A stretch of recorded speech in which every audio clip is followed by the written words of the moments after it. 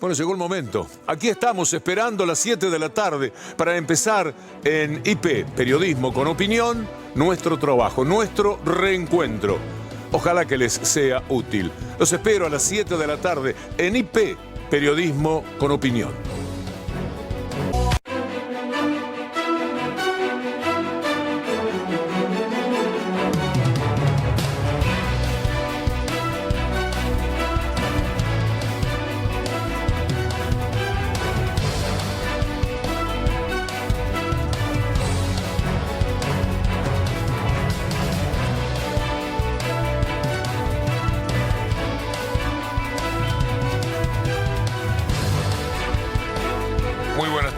Finalmente estamos en IP y me da muchísimo gusto, una profunda gratitud. Es una oportunidad más de participar de la gran discusión que tenemos cada día de la vida de los argentinos. Una discusión que por supuesto marca la existencia de modelos, ya no solamente políticos, sino también humanos, en la búsqueda de una mejor vida para todos, que de eso finalmente se trata. Como decíamos ayer, y ayer podría ser el 2015, la Argentina es un país profundamente estafado por medios de comunicación, por sectores muy profundamente derechosos del país, pero también por instituciones internacionales como ahora, en su retorno, el Fondo Monetario Internacional. Entonces, lo que era un estado de bienestar para el 2015 de pronto y en forma abrupta cambia. Y se convierte en este estado represivo, golpeador, de las personas más indefensas, porque ahí le están pegando a jubilados. Le pueden pegar a personas con discapacidad. Se han llevado por delante absolutamente todo en este tiempo en el cual la derecha se entronizó con un grado de crueldad que a uno le lleva a preguntarse cómo hacen, cómo se levantan cada día para hacer tanto daño. Por ejemplo, vamos a empezar por lo que ocurrió hoy, cuando el presidente de la República, Javier Milei, veta decisiones del Congreso de la Nación, lo cual ya en principio es llamativo. Los representantes del pueblo deciden algo que tiene que ver con esa gente baleada, gaseada, hacia la cual camina la policía. Siempre camina la policía hacia ellos, siempre en un clima represivo. Pero en el Congreso, adentro, se estaba votando algo positivo, algo valioso para toda la gente. ¿Y qué hace el presidente? Inmediatamente anuncia que va a vetar esa decisión. Estaba en la Bolsa de Comercio, estaba hablando con gente que podemos decir son capangas del país, gente muy fuerte, muy poderosa. Y él es un servil, un hombre que siempre trabajó para un empresario que ahora tiene la bendita oportunidad de trabajar para todos los empresarios poderosos a los cuales él les quiere servir. Y ahí en la Bolsa de Comercio, cuando se entera lo que se había resuelto en el Congreso, dice: el 11 de julio pasado, casi en simultáneo con la decisión del Congreso, esto que vamos a ver. Apuesto 100.000 a 1 que todos saben lo que voy a hacer. Así que, ¿saben qué? Vamos a vetar. Y si aún se diera la circunstancia, que no creo, pero se diera, que el veto se cae, lo vamos a judicializar. Me acaba de decir el director que te regala la motosierra. ¿En serio me la regalan? Sí. Buenísimo. Me encanta. Ten cuidado como la usás nada más. No la voy a usar contra los jubilados. Eso lo hizo Bullrich cuando estuvo en el gobierno de la Alianza.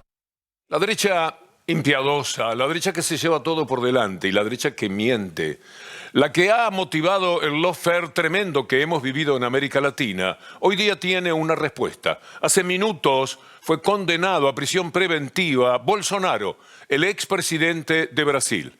Esto ha sucedido en estos instantes. Casi que estamos en simultáneo con la información. La justicia brasileña ordenó la detención domiciliaria de Jair Bolsonaro, el hombre que quiso dar un golpe de Estado al perder la elección frente a Lula. Lula, que también es parte de la estafa que hemos vivido en América Latina con los gobiernos progresistas. Lula, que fue enviado a la cárcel cuando iba a ganar las elecciones. Lula, que a través de una mentira infame de medios de comunicación como O Globo, que viene a ser Clarín de Brasil, o Bella, que viene a también significar algunos de los medios de comunicación conocidos de la República Argentina por jugar por derecha y con mentiras, la derecha nunca tiene problemas para mentir, llevaron a la cárcel a Lula. Es decir, al hombre que había terminado que a 30 millones de personas tuvieran que ponerle dentadura porque nunca habían comido carne. El hombre que había cambiado la ecuación de lo que significa la pobreza, que había convertido en clase media a muchísimos pobres. Lo mismo había ocurrido hacia los años del 2015 para atrás en la República Argentina. Si usted pone ahora Banco Mundial, 2014, hágalo, de vez en cuando acompáñenos, trabajemos de ciudadano. Hágalo, ponga 2014, pobreza en la Argentina, Banco Mundial.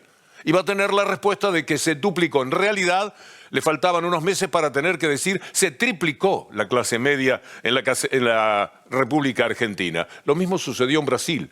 Lula puso, quizás no tanto en términos porcentuales, pero sí muchísimos millones de brasileños pasaron a integrar la clase media, salieron de la condición de personas indigentes, de personas que no comían. ¿Usted sabe lo que es el Brasil profundo, el Brasil pobre? Para ese Brasil, naturalmente, trabajaba Lula. Lo mandaron preso. Lo mandó preso este hombre junto con gente vinculada al mundo religioso. Los evangelistas.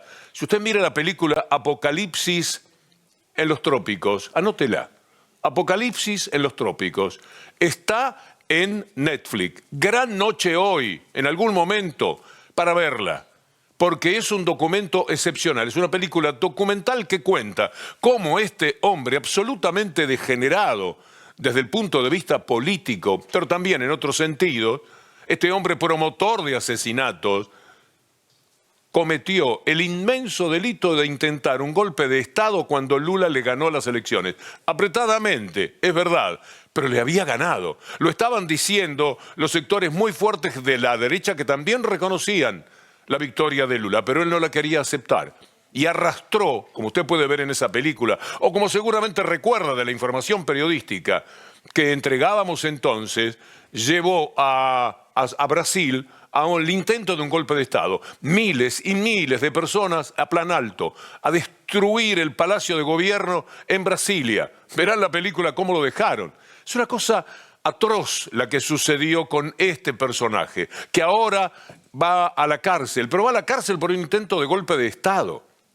No con la acusación fraudulenta que él motorizó con un tal Sergio Moro. Moro viene a ser una especie de Rosati, de Rosenkrantz, de Lorenzetti, de Irurson, de todos los personajes atroces que también tenemos en la justicia de la República Argentina. Bueno, Moro aquí fue recibido como un héroe nacional por periodistas que se paraban al lado y les parecía la cosa más fantástica, y también por los integrantes de la Corte Suprema. Y lo mandaron preso a Lula. Y entonces Bolsonaro terminó siendo presidente. Pero la presidencia de Bolsonaro fue algo insoportable para los brasileños. ¿Se acuerda usted lo que pasó durante la pandemia? Brasil se convirtió en el tercer país, después de Estados Unidos y la India, de muertos por el COVID. Muertes en muchos casos evitables. En un porcentaje de por lo menos el 25, el 30% era evitable, pero él no quería vacunas. Hoy sale la información de que 2,5 millones de personas en el mundo salvaron su vida gracias a las vacunas. Estando vacunadas, no contrajeron el COVID.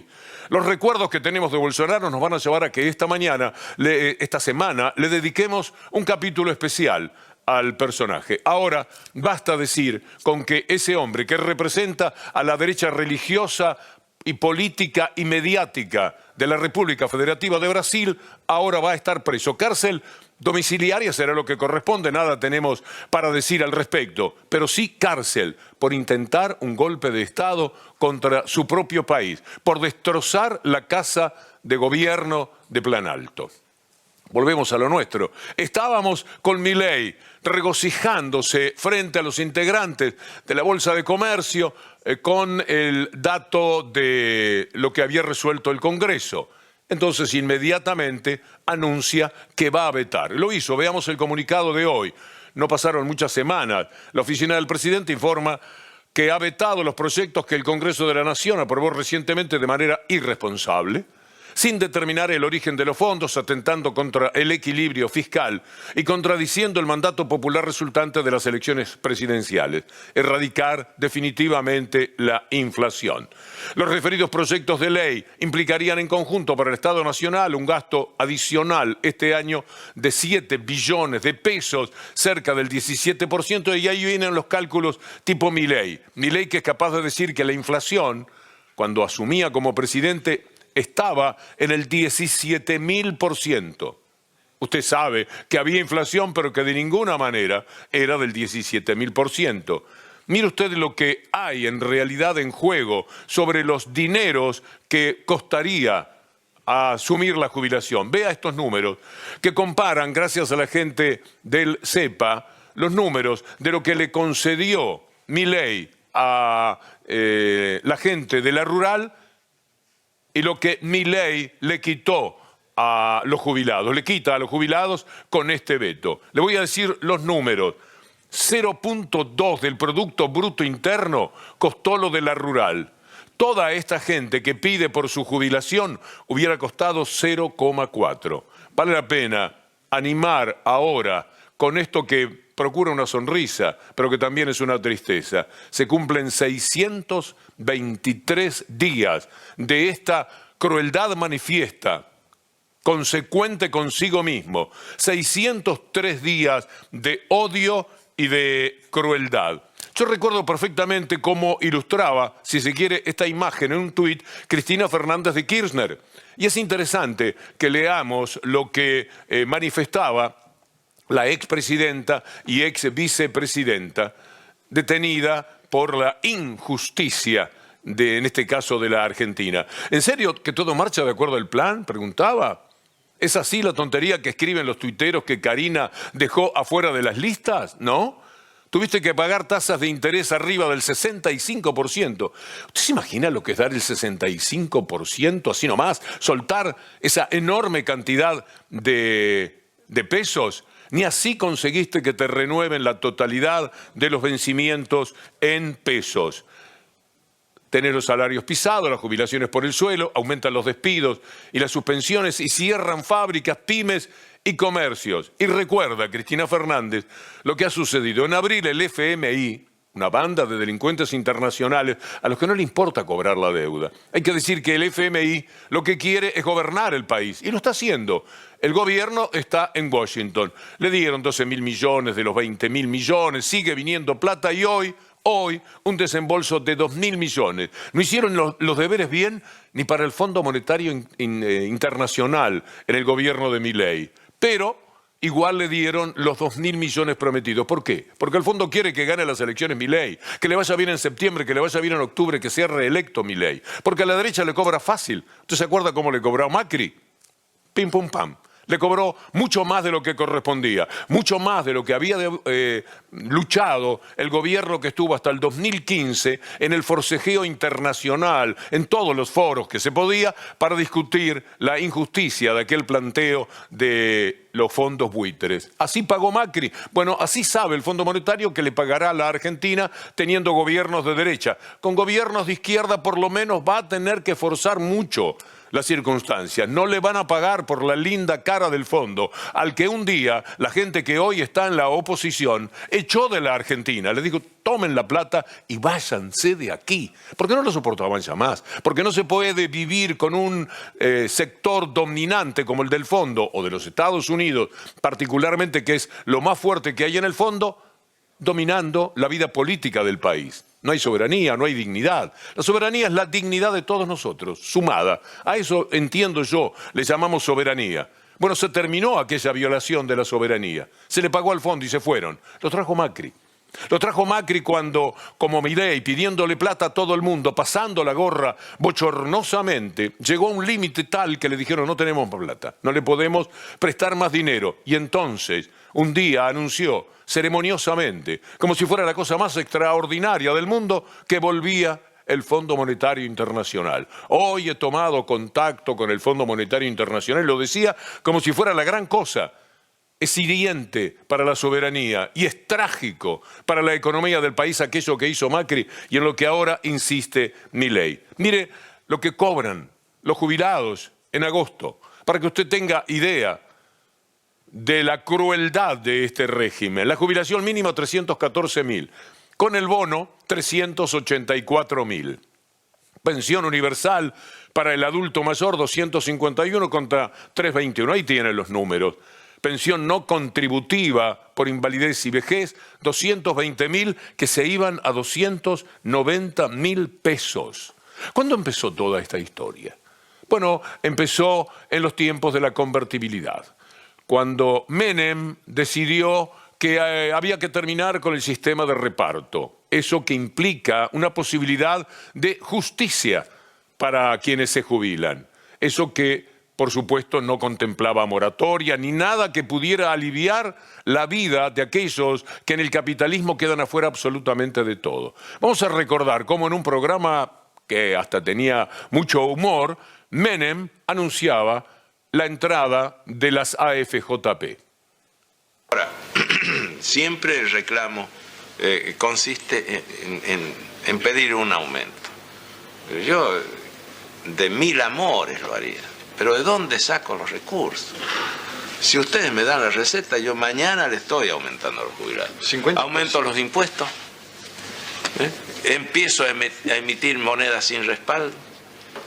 Pero no nos olvidemos que el sistema, esto es lo que tienen, ustedes tienen que hacer docencia también, no pueden quedarse muy en el molde ante este problema y uno tiene que estar poniendo la cara todos los días. El sistema de reparto en Argentina quedó totalmente pulverizado. Hay un trabajador y medio, y medio activo por un jubilado. ¿Qué sistema puede aguantar esto? Y es culpa de este gobierno, es culpa de pésimas administraciones de las cajas durante años. ¿En qué país del mundo puede haber jubilados por incapacidad en un porcentaje de un 15%, más o menos? El país que no tuvo guerras mundiales. Mundiales ni nada. Ustedes tienen que hacer docencia, decía Menem. Le pedía, bueno, a los periodistas que estaban allí, al periodismo en general, hacer docencia contra el propio pueblo. Hacer docencia para que vengan 8, 9, 10 AFJP y hagan el gran negocio de su vida. ¿Usted se acuerda cómo era? El Estado seguía pagando las jubilaciones, pero lo que pagaban los trabajadores lo tomaban las AFJP. Quédate tranquilo que yo te lo trabajo, le decían. ¿Usted puede creer que esto sucedió en la Argentina? ¿Se acuerda cómo era? Era así. El Estado seguía pagándole la jubilación al jubilado. Pero mientras tanto, lo que aportaba el trabajador iba directamente a las AFJP para trabajártela, para hacerte rico. ¿Y qué hacían con eso? Por ejemplo, hacían esto que un día comentaba con nuestro colega Longobardi. Es una participación mucho más amplia, pero vale la pena mostrar cómo las AFJP hacían negocios. Negocios que les permitían a ellos ganar inmensas cantidades de dinero, a quienes robaban en esa época y lo siguen haciendo ahora, en este caso lo de Clarín, que necesitaba de apuro 400 millones, y entonces, ¿qué decía? Te vendo acciones de Clarín que costaban 6 pesos, se las vendían a 30 y pico de pesos, a 39 pesos, y este era el gran negocio que hacían para los trabajadores del futuro las AFJP. Parece mentira que eso hicieran. Mire cómo era la conversación. ¿Conoces el negocio de las AFJP? No. Una buena parte de las acciones que vendieron a 30 pesos las compraron las AFJP, las 10, para disimular. Todas estaban prendidas en el negocio y los jubilados pagaron las acciones de Clarín a casi 30 pesos y ahora valen 6. Esa diferencia entre 6 y 30 pesos la pagaron los jubilados. Así era, así de sencillo, tal la estafa.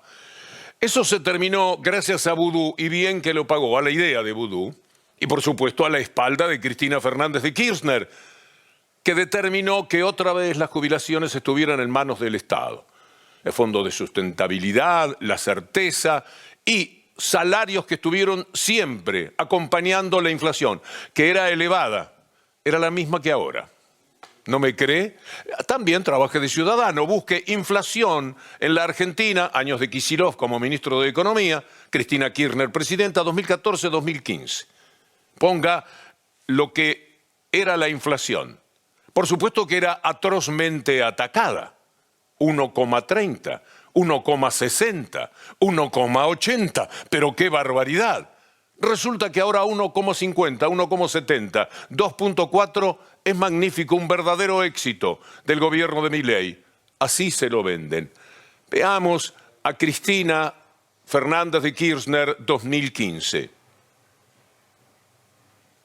Diciembre, el índice que se va a aplicar, no estoy haciendo ningún anuncio extraño, simplemente estoy anunciando la aplicación de la ley, es de 12,49% de aumento, lo cual, totalizado al aumento que se dio a partir del 1 de marzo, que fue un 18,26%, tenemos para el año en curso un aumento anual para nuestros jubilados y pensionados de exactamente el 33,03%.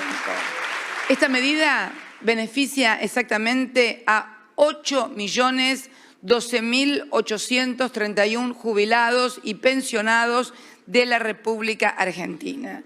La medida va a implicar... 8 millones eran los jubilados beneficiados por aquellas medidas. Por supuesto que hay que luchar en la batalla cultural contra todos los medios que vivían oponiéndose a los jubilados. Y a que hubiera moratoria.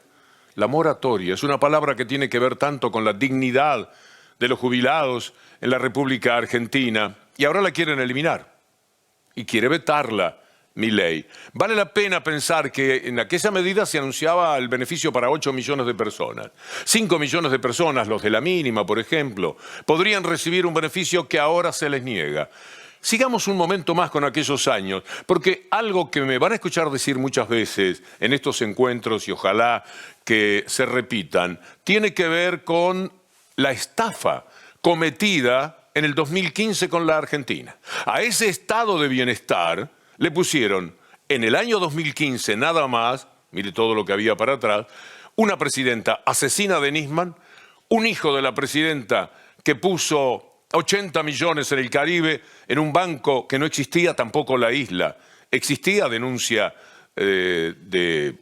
Clarín, y el candidato a gobernador de la provincia de Buenos Aires era autor intelectual de un triple crimen.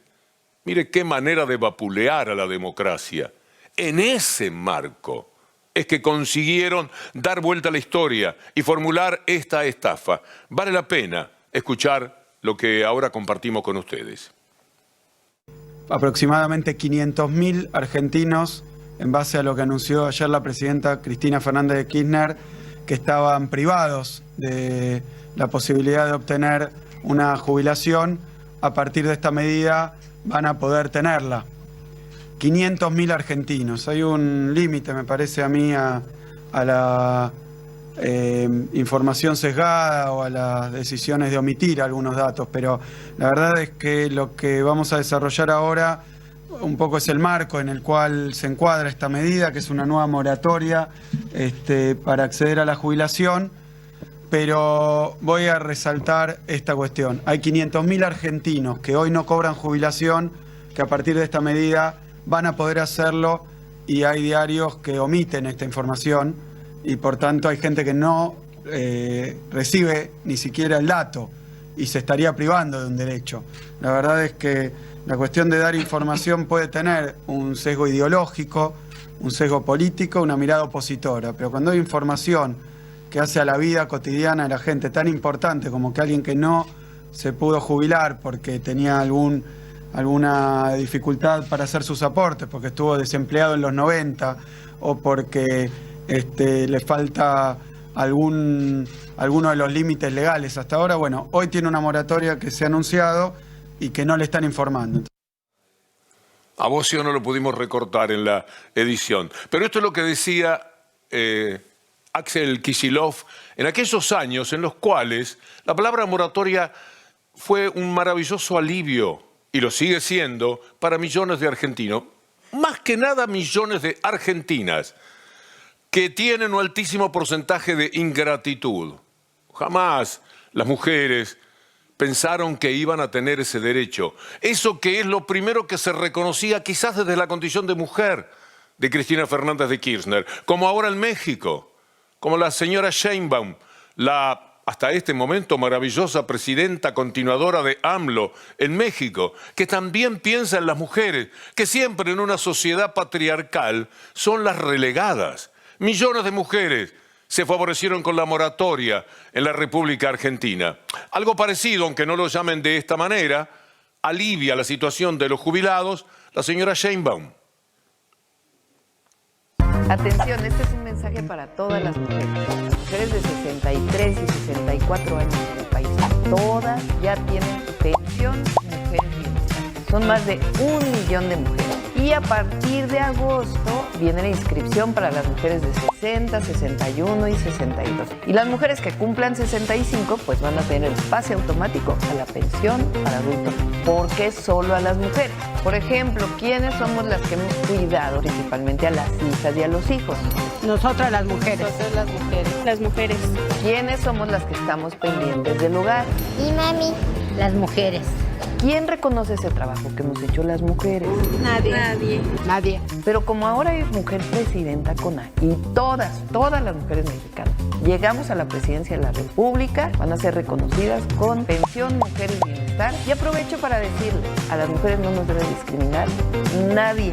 Aquella frase de calladita te ves más bonita, esa ya no, en México ya no. Porque las mujeres somos más bonitas cuando participamos, cuando hablamos, cuando defendemos nuestros derechos, cuando defendemos los derechos de todas y de todos. Recuerden que el trabajo de la casa debe ser compartido. Los niños, las niñas, los maridos, las mamás, entre todos tenemos que ayudar a hacer el trabajo de la casa. ¡Viva las mujeres!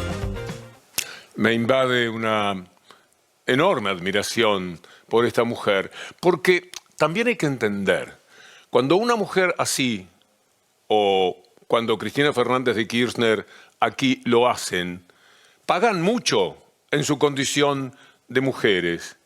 Y nada de lo que se consigue es sin disputarlo con el poder real. Por eso el poder político en manos de la izquierda es por lo menos una contención a todos los abusos y a todos los robos de la derecha.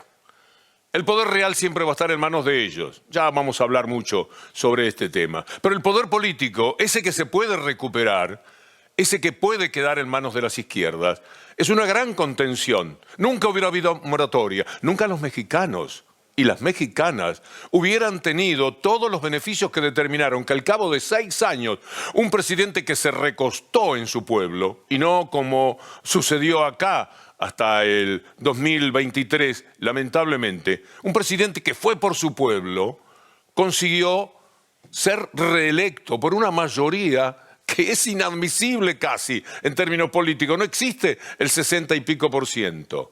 Y así fue.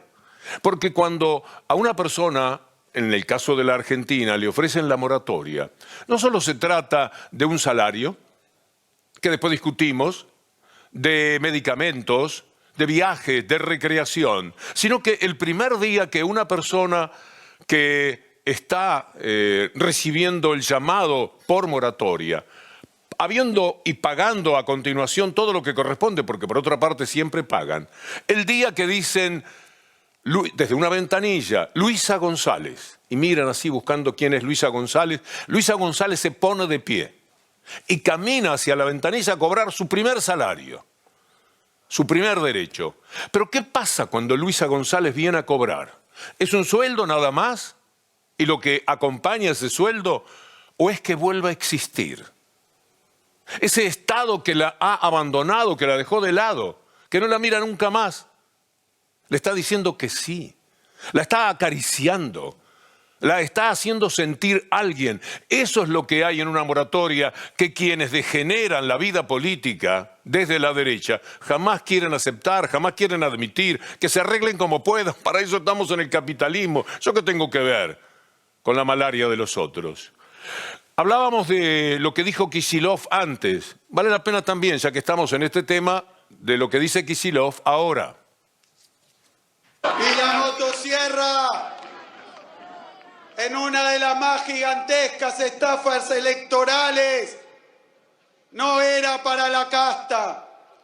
Cuando uno observa el gasto público en los números, el 81% del recorte fue para los jubilados, para la obra pública, en las tarifas, en las universidades, en la cultura y para las provincias. La motosierra era para el pueblo, para la gente, no para la casta. La casta festeja, la casta brinda, la casta lo aplaude a Milei, mientras el pueblo sufre.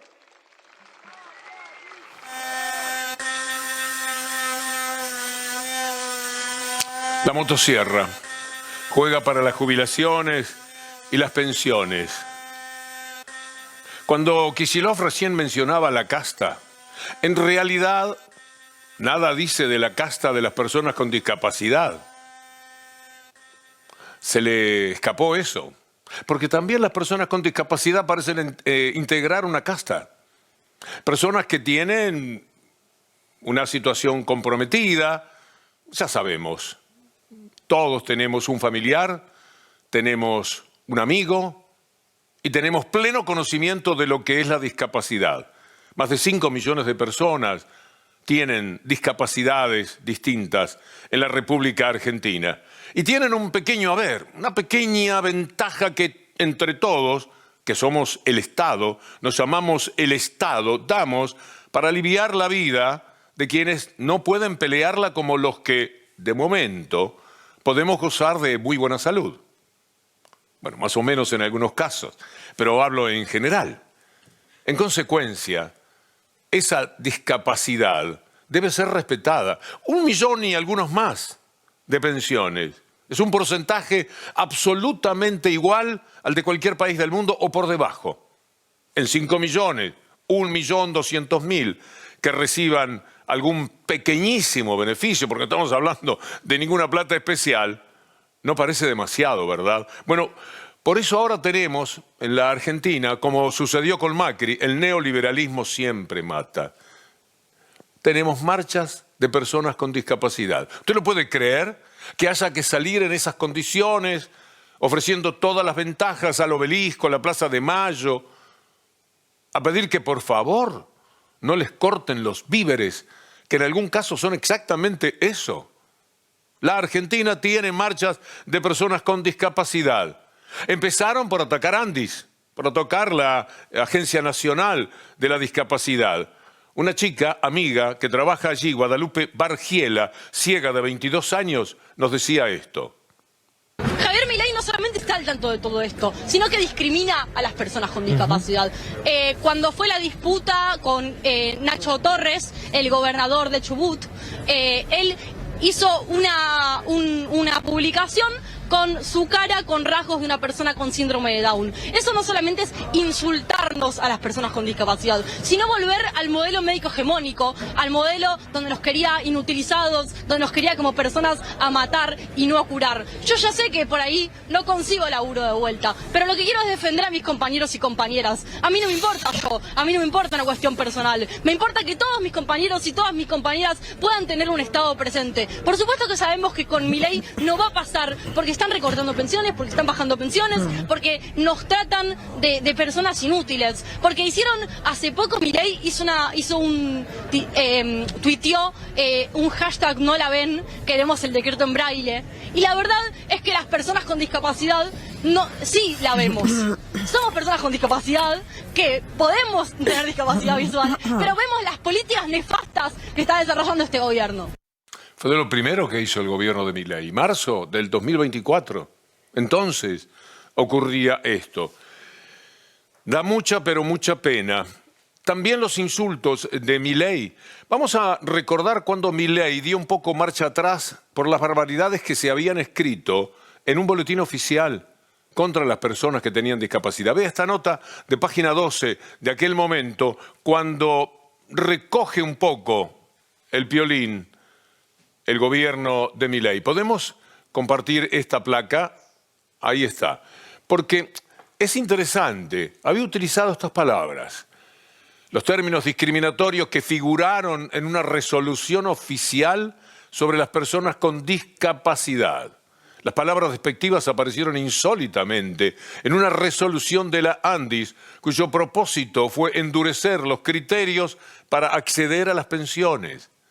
En eso estaban, y para eso insultaban, y para eso se llevaban todo por delante ante las críticas de las organizaciones. Cuenta ahí página 12, el gobierno dio marcha atrás y dijo en un comunicado que se trató de un error. No, corrijo, es con H y se escribe horror. Eso fue lo que sucedió. Porque después, además, tuvo una confrontación Milei con Ian Moche. Ian Moche es un chico autista muy inteligente. sumamente capaz, que tiene esa condición. Y se puso a luchar desde un lugar muy interesante y fue convocado por todos los periodistas. Lo entrevisté, lo entrevistaron muchísimos, y también por sectores políticos interesados en ver qué se podía hacer, porque el autismo es un problema que se conoce en los últimos años. No tenía prensa hace un tiempo. Se padecía en el silencio brutal que tienen que afrontar las familias. Pero ahora por lo menos sabemos de eso.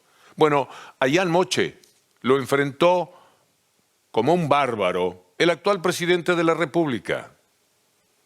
A mí lo que más me dolió de la reunión con Spagnolo fue que me diga, si vos tuviste un hijo con discapacidad, no es problema de la familia, no del Estado. Que diga que los derechos adquiridos, o sea, no son derechos adquiridos.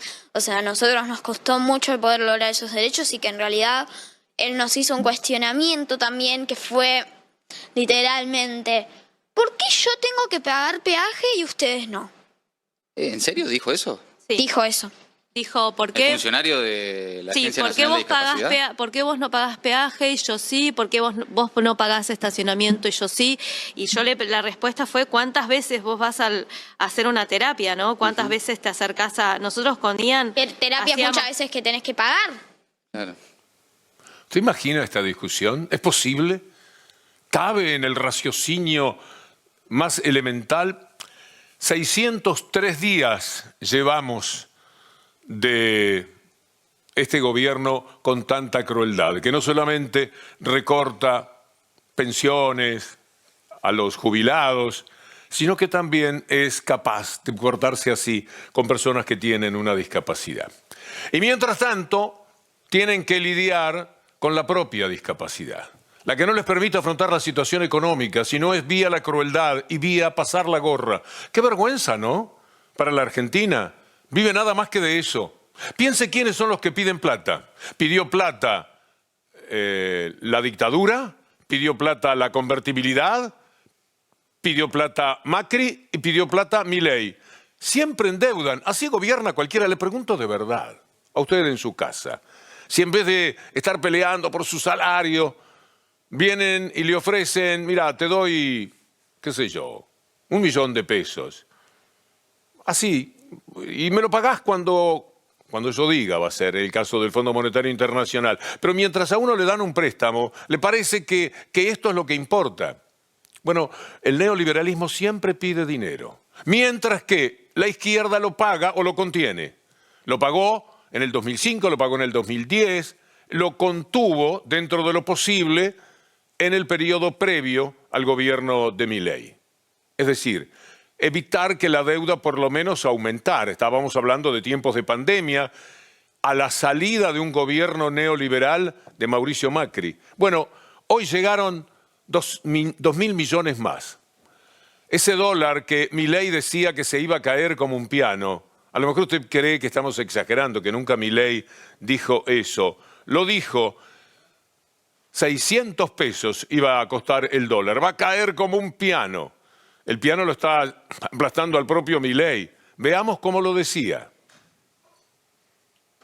¿Me quiere decir cómo va a hacer subir el dólar si yo le estoy sacando todos los pesos que anda dando vuelta? Es decir, el dólar se tiene que caer como un piano. Y le voy a decir más. ¡Es tal cual! ¡Es tal cual! ¿Sabés cuál es el eje? Mira, a diferencia de lo que dicen los econochantas de Mandrilandia, que dicen que el problema está, Dios, que el tipo de cambio para arriba, no, el problema está para abajo. Porque vos vas a tener una pila de dólares y tenés la oferta de... Digamos, vos seguís creyendo que se te va a caer como un piano, como dijiste el otro día. Es que el problema es que se va a caer como un piano. ¿Se va a caer como un piano? ¿En serio? Entonces, ¿A cuánto se va a caer? ¿A 700? Bueno, el tipo de cambio que tenías en la convertibilidad era equivalente a 700. Por eso te lo pregunto. Y el de PPP, calculado por la metodología científica seria, da 600. ¡Tal cual! ¡Es tal cual! Pero mira el tipo cómo la ve, cómo la ve. Bueno, permítanos también un poco de humor, porque si lo tratamos, es patético esto, si lo tratamos con tanta seriedad, nos duele mucho. Entonces, con una sonrisa parece que aflojamos la tensión. 2.000 millones le mandó el Fondo Monetario, insisto, siempre véalos como un grupo de delincuentes, no son otra cosa. Ni siquiera les importa demasiado los intereses, lo que van a cobrar, sí lo cobran. Están seguros de eso, pero lo que consiguen es ser verdaderamente el gobierno de la Argentina. Los que votaron Milei, votaron Fondo Monetario Internacional, no votaron Capital Federal con Casa Rosada, votaron Washington, votaron Casa Blanca, en serio. Votaron Fondo Monetario Internacional. Eso fue el voto, esos son los que mandan. Aquí representados por la ANCHAM y por la Embajada de los Estados Unidos, son los que determinan, los que dicen que Cristina Fernández tiene que estar presa. El nuevo embajador designado, Lamela, justo ese nombre, ya dijo que está muy bien lo de Cristina. Lo dijo en La Rural, con desmesura, de crueldad, el tal Pino, presidente de la Sociedad Rural. Esos son los que determinan la economía de la Argentina. Porque como hay que juntar plata para pagarles a ellos, son los que hacen que jubilaciones, perdóname, no hay plata. Discapacidad, perdóname, no hay plata. Educación, no hay plata. Salud, no, de ninguna manera, es que no hay plata. De esa manera lo resuelven. Pero lo está diciendo Milei, que mueve la boca. Él jugó un poco con Chirolita el otro día. Bueno, él es Chirolita del Fondo Monetario Internacional. Mueve la boca y dice lo que quiere el Fondo Monetario Internacional. Estas que vivimos, que padecemos, que sufrimos, son políticas del Fondo Monetario Internacional. No hay otra forma de verlo. Pero Milei sale a buscar culpables acá. Por ejemplo, va contra lo que él llama bruta y traidora, y no sé cuántas cosas más, de Villarruel.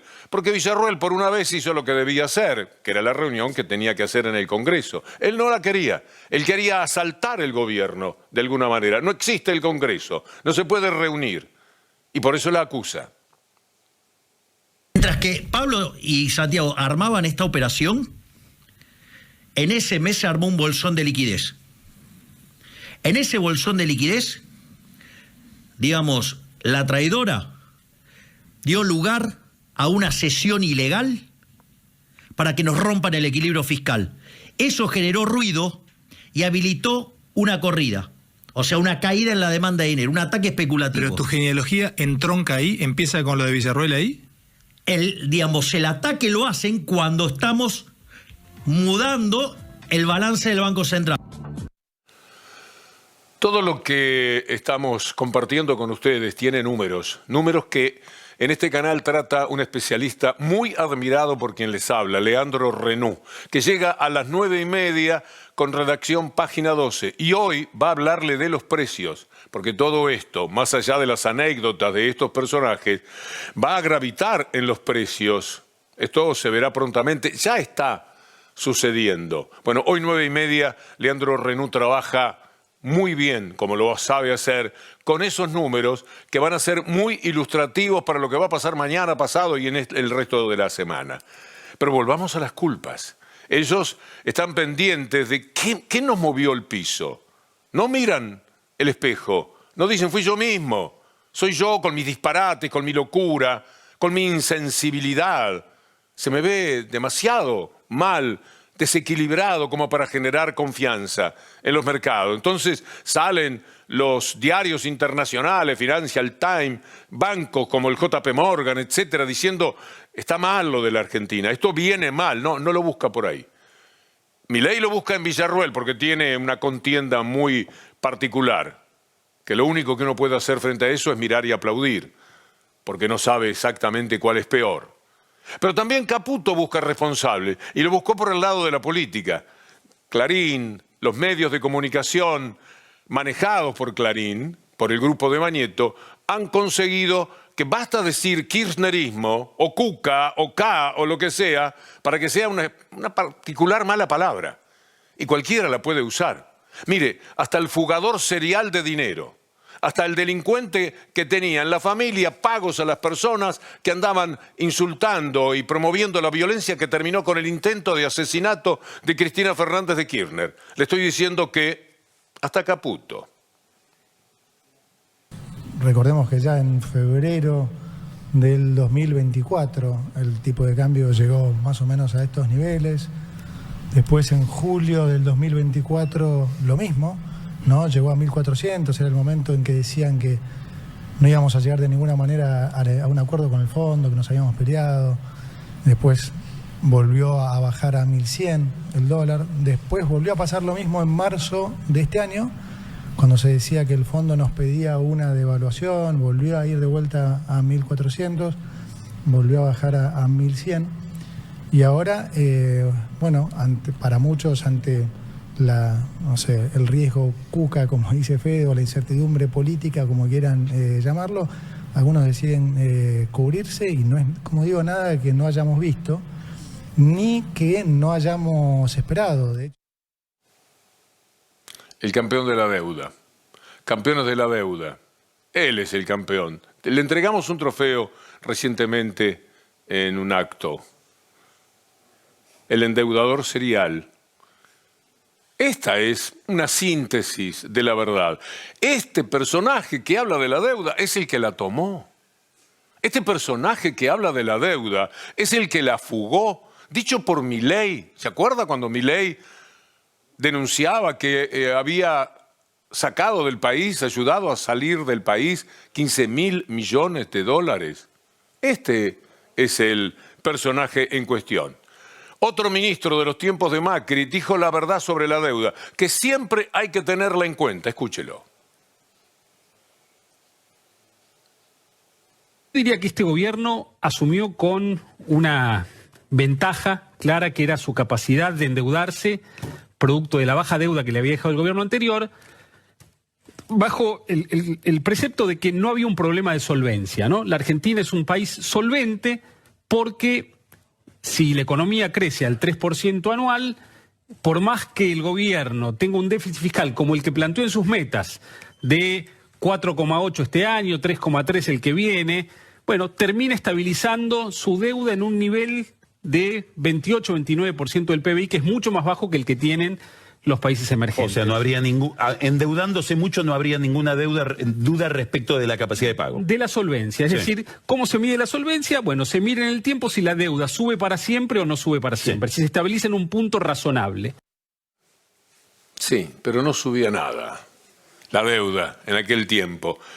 Recibieron el gobierno, bastaría mostrar el documento de Davos, cuando empezó Macri, cómo vendían el país, cómo decían que estaba el país para no tener que discutir nada. Pero como estamos hablando de la deuda, recurrimos a Duhovne y su gran verdad, quizás la única que dijo en todos esos años, no había un aumento de la deuda, había un pago de la deuda. Se había pagado una barbaridad, quedaba un 7%, que eran los fondos buitres a los que le pagó Macri, que no estuvieron de acuerdo. A todos los demás se les pagó la deuda. Parece mentira este tipo, este campeón serial de la deuda, jugando de esta manera. Bien hacía Milei. Vamos, Milei, hablando de Caputo. Porque, por ejemplo, Caputo se vendió, se fumó más de 15.000 millones de dólares con eso. Se terminó en el Fondo Monetario Internacional, vino Caputo, o sea, lo echaron a Sturzenegger acusándolo de manejar mal la mesa, se fumó 15.000 millones de dólares de reserva irresponsablemente, ineficientemente, y nos deja este despiole de la ley Click. Y bueno, digo, ahora Sandleri va a tratar de hacer lo que pueda. Pero la verdad, digamos, acá vos fíjate esto, Caputo es uno de los responsables del 28D. Y es uno, digamos, de los grandes desastres que se hicieron en el Banco Central. Lo hizo Caputo en 2 o 3 meses. Qué tristeza, ¿no? Todo bien con ustedes. Todo bien cuando se los puede denunciar. Por eso agradezco tanto a IP. Porque todas estas cosas uno siempre tiene ganas de decirle, y la verdad no me alcanzaría el día. Si no los cansara, que sucedería inevitablemente, yo quisiera estar siempre. Porque es tan grande la mentira, tan formidable la estafa de la que somos víctimas con estos personajes insólitos, increíbles, aberrantes desde el punto de vista político. Que ese dolor nos acompaña cada vez que pensamos en términos políticos, cada vez que vemos una persona en una situación desgraciada. Hoy, que el jefe de gobierno de la ciudad, con aquella Alonso, ¿se acuerda? Hoy no nos va a dar el tiempo para tratar el tema, lo vamos a hacer mañana. La gran disposición del gobierno de la ciudad de Buenos Aires fue multar severamente, con cientos de miles de pesos, a las personas que cuando se meten en los contenedores, no estoy diciéndole algo que no sea exactamente así, por ahí usted no lo sabe. Volvió de su casa, trabajó todo el día, no tiene por qué saber lo que a la mañana trascendía. Hay multa grave del gobierno de Jorge Macri, acompañado por Laura Alonso, para las personas que buscando algo para comer en el contenedor, revolviendo en la desesperación, desordenen el contenedor. Que no tengan prolijidad, desde el hambre, la indigencia y la indignidad a la que los someten. Eso pasó. Pero mientras tanto, esta gente, todo, porque son todos iguales en esa forma de ver el mundo, desafían. Jamás piensa Caputo cuando le echa la culpa al kirchnerismo, por ejemplo, o Milei cuando le echa la culpa a Villarruel, que la culpa la pudo haber tenido el propio Caputo con esta expresión. Se tiene que devaluar porque está muy barato y demás, y ahora voy a seguir con el tema de la cuenta corriente. Hay una cosa que es muy obvia, que es la que dije recién, el dólar flota. Por lo tanto, a cualquiera que le parezca que está barato, agarrar los pesos y comprar. No te la pierdas, campeón. O sea, tenés pesos y el tipo de cambio flota y vos sos el que sabe que está baratísimo y comprá. Comprá campeón. Comprá campeón, les decía Caputo. ¿No habrá sido eso lo que jugó en contra? Ahora se están lamentando. Hace poco aconsejó comprar campeón, Rudy y Paz.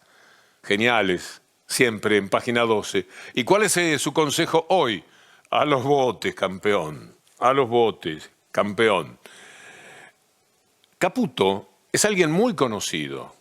El mayor crítico que tenía Caputo, mucho más que nosotros, me parece, era Adorni, aunque le parezca mentira. Por eso, un día, John Eguier, querido colega, lo apuró.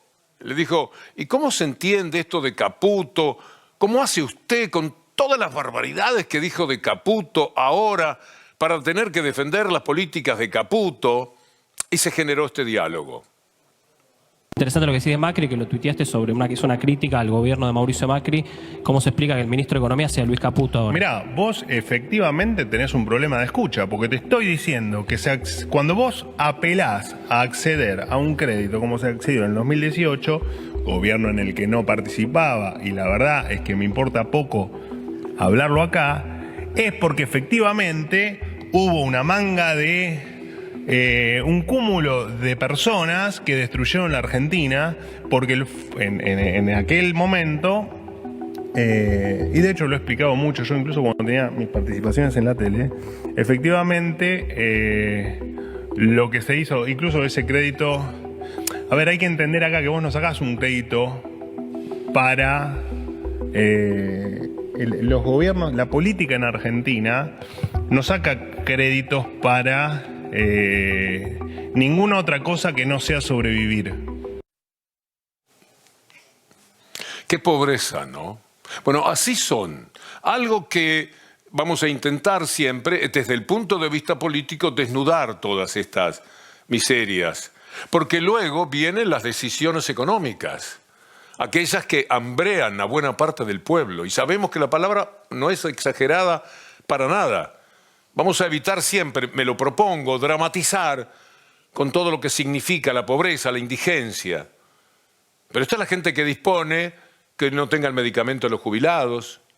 Esta gente es la que decide que no se les puede dar unos pesitos más, porque de eso se trata, a los jubilados de la mínima. Los que dicen que aquellos que trabajan el negro hoy día, o aquellos a los cuyos patrones no van a pagar lo que corresponde, cuando se queden sin nada, mala suerte, perdieron a los 65 años, 67 años, cuando todavía quedan muchos años de acuerdo a la expectativa de vida, no se les da absolutamente nada. Esta maldita casta de la crueldad que se hizo cargo de nuestras vidas, actúa de esa forma y vive buscando dinero para manejar la inflación. Y sí, manejan la inflación, pero también los salarios. Si yo tengo 0, no puedo comprar lo que en vez de costar 3 cuesta 1. Muy bien que cueste 1, pero tengo 0. Esta es la realidad para los trabajadores hoy día. Y mientras tanto, 2.000 millones, marchan 2.000 millones, dice el fondo. Capital, Washington. Diarios que responden a los intereses norteamericanos, los de acá. Todo esto nos está sucediendo. Y además la venta de todo. Ahí pasé al lado de AISA cuando venía para acá. Qué dolor, ¿no? Terminan con AISA, se la van a dar a alguien. Va a ser mucho negocio un privado que va a poner las tarifas que quiera, respaldado por un gobierno que dice viva la libertad del que pone los precios. No la libertad que nos gustaría tener para comprar lo mínimo que necesitamos. Véalo a Caputo Vendedor. Está la opción que no se habla, pero que nosotros de hecho estamos trabajando en eso, que es, va a haber venta de activos por miles de millones de dólares. Vamos a vender, digamos, muchos de los activos del AVE, y eso va a generar un ingreso de miles de millones de dólares. Va a haber licitaciones, como por ejemplo las centrales hidroeléctricas en el corto plazo. ¿Dónde?